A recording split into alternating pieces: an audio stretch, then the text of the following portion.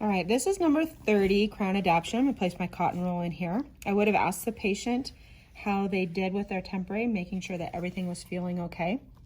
With this one, I'm going to show you how you could remove it using hemostats, some curved hemostats. On the temporary, if it was the porcelain, we would need to use a 2x2 to cover it. But this is just an acrylic temporary. We don't need to worry about it breaking or anything of that nature. You take your hemostats, you grab on tightly, rock it back and forth, take your finger, place it on top of the occlusal, and pull it out of the patient's mouth. That's how you would use hemostats. So now I'm going to just slide it back in. And I'm going to show you that you can still do this by using the cleoid discoid. Cleoid end, come up under the edge and pull it out together with your fingers. All right, so I'm going to slide it back in, cotton roll into place.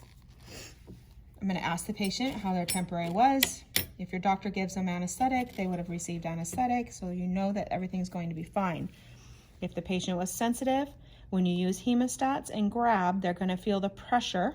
Sometimes it is on there really tight before you go to remove it, so be very careful, but that pressure will cause them sometimes some sensitivity.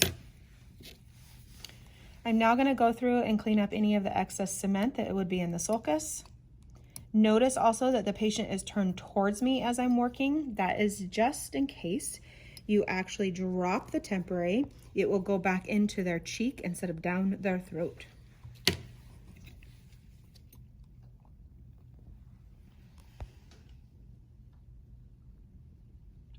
I'm going to wet the cotton that I've already prefabricated. the pellet. I'm going to wet that, clean up any of the excess cement around the tooth. And now I'm going to try on their new permanent crown. Keep my finger on the occlusal while I'm grabbing my floss.